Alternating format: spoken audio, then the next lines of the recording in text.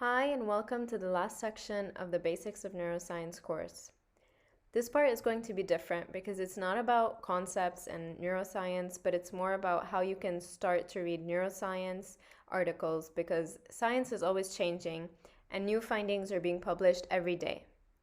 So research is a huge part of neuroscience, and because of that, I wanted to introduce you to it so that you would have these skills in order to later look at research yourself if this is something that you're interested in pursuing further.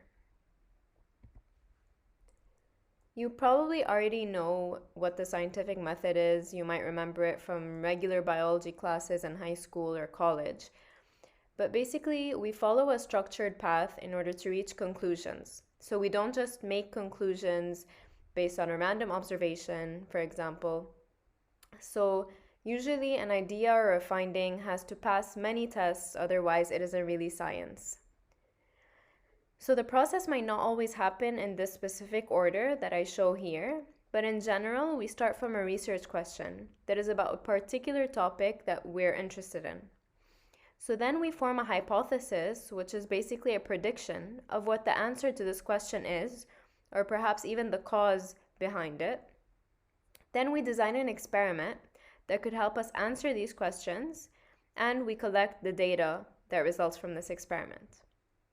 It's important actually to collect a good amount of data because we can't really make a conclusion based on a single experiment or a single person or a single brain. So numbers are really important here.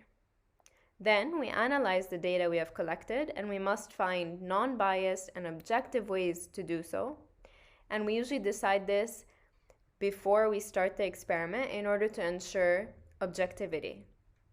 Because if you decide what kind of analysis you want to do once you have the data in your hands, then you are in some way or another manipulating the data analysis tools in order to suit the data that you have.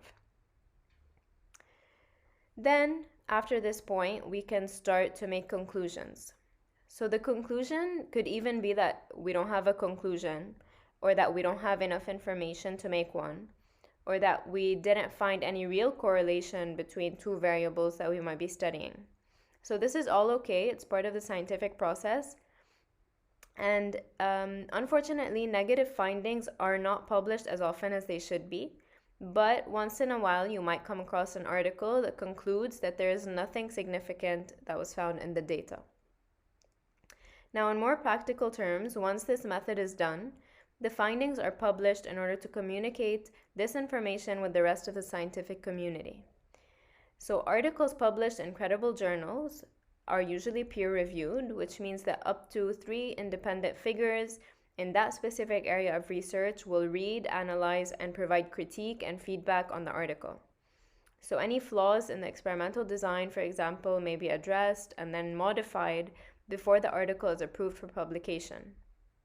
It is also extremely important that the data is reproducible, meaning that if someone reads the article and how the experiment was done and repeats the experiment in the exact same way, then almost identical results should be produced.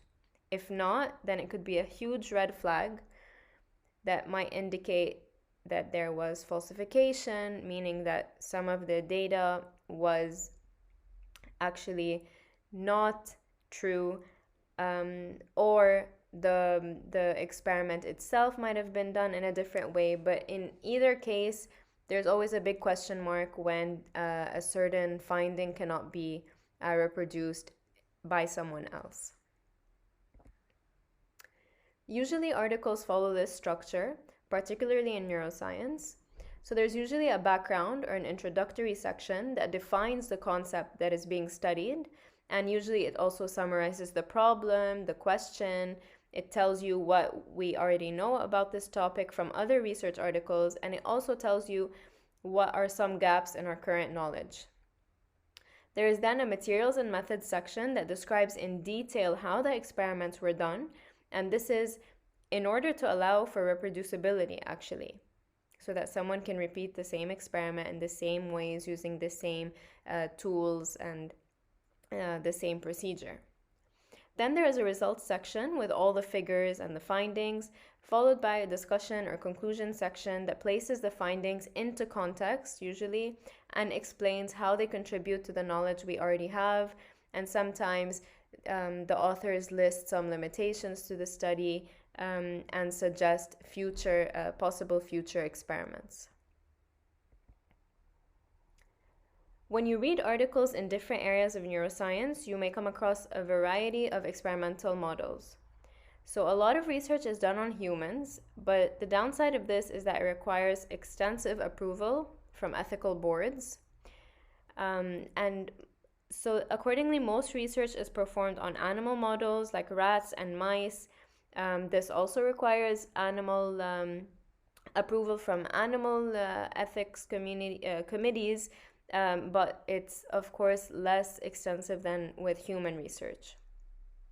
Now, some research is performed on other animal models that are easier to use and cheaper to raise, such as Drosophila melanogaster or fruit flies.